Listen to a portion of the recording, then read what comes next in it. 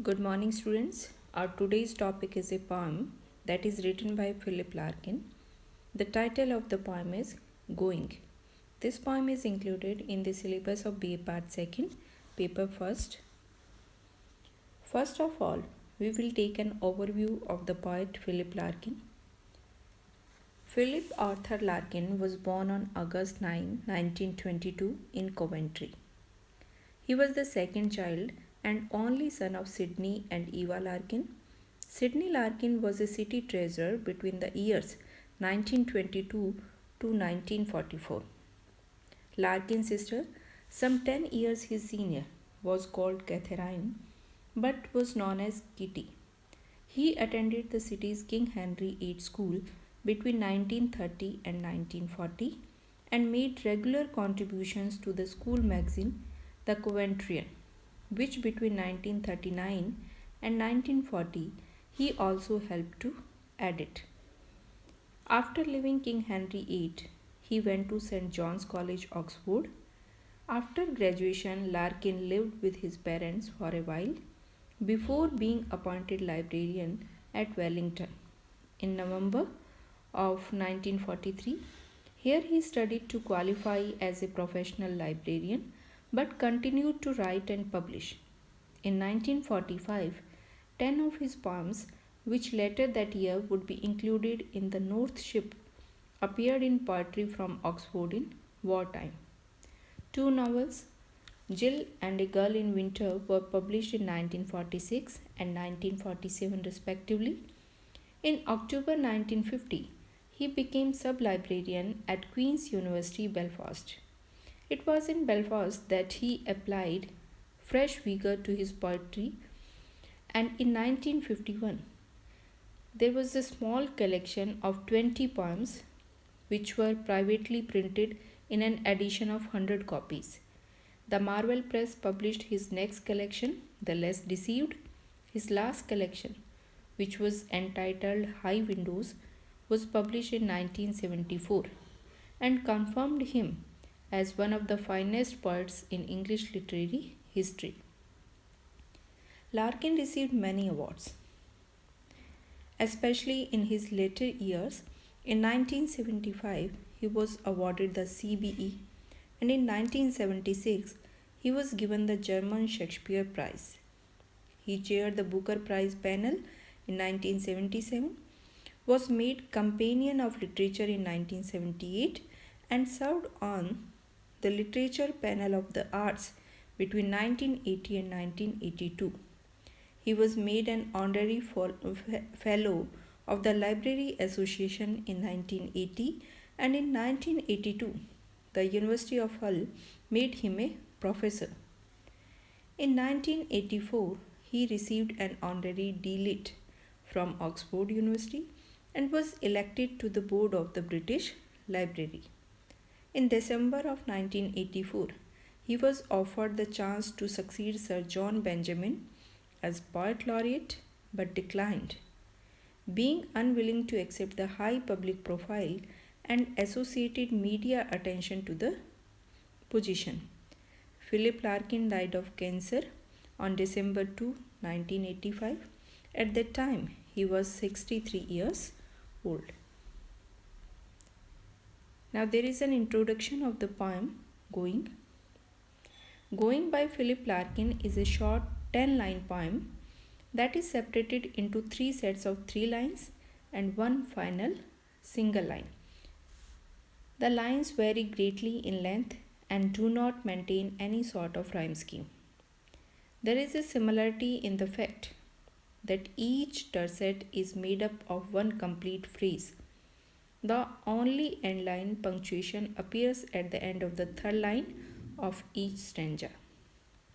The poem was originally published in 1955. In Larkin's book, The Less Deceived, Larkin originally planned to title the work Dying Day. This piece of information makes it even clear that the work is about death. But the interesting fact is that death is not mentioned by name throughout the 10 lines. Instead, it referred to peripherally such as in line 3. In this instance, Larkin refers to it as that which lights no lamp. By the end of the poem, one has entered into the unstoppable evening and come to the understanding that there is no way to escape it. We cannot escape death.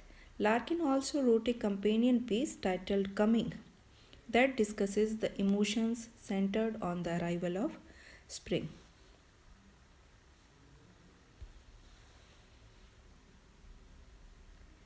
The poem begins as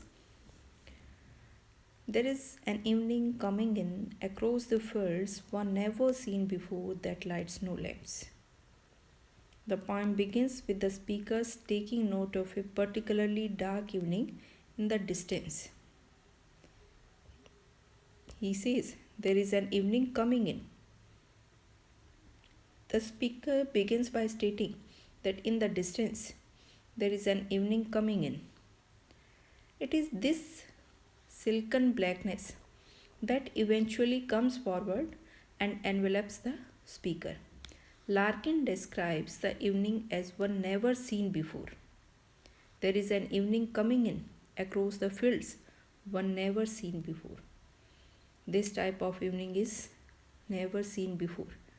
Every day we see evening, but this evening is of different type. There is a use of metaphor.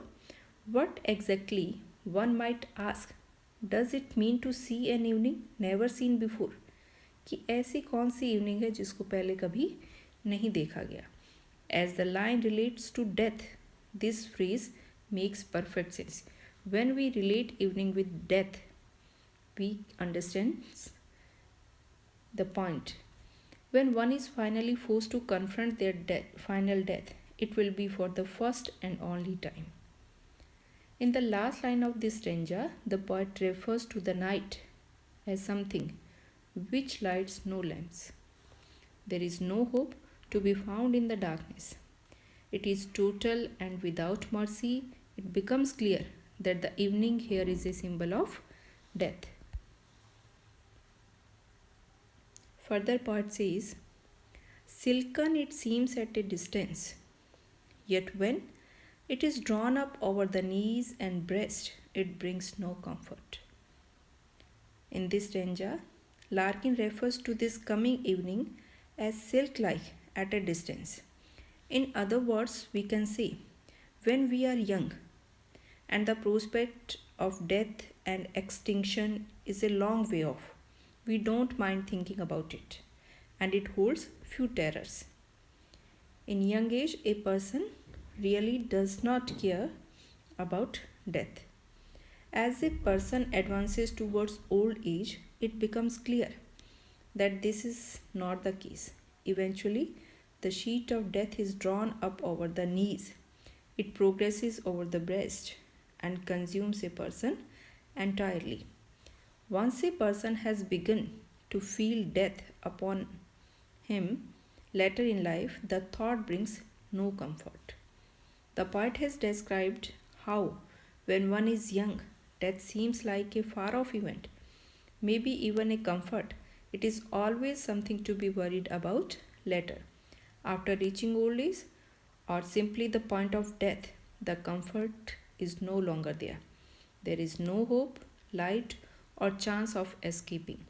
A person's connection to the rest of the living world has been cut. Where has the tree gone that locked earth to the sky? What is under my hands that I cannot feel? The third stanza presents series of questions. Here, Larkin's mood switches to interrogative. There are three questions which seem to interrogate the reader. The first question is, where has the tree gone that locked earth to sky? It is the image of a tree binding the earth to the sky. That is something that connects the earthly to the ethereal, or we might say life to death. The tree represents one's continued presence on the earth and its disappearance is the cutting of a cord signaling one's impending departure. The second question is, what is under my hands that I cannot feel? It is the idea of something felt under hands, but also on top of them, weighing them down. Death has become a heavy weight that seems to arrest the speaker's ability to act. The very thought of it seems to paralyze or horrify him. The poem ends with the question, the last line of the poem, what loads my hands down? It is in this poem that Larkin first employs one of his favorite rhetorical devices, that devices of ending his poem with a single line that forms a stanza all by itself. This device has the effect of drawing attention in going to this final question and to the growing sense of uncertainty the speaker feels about death and what remains of his life.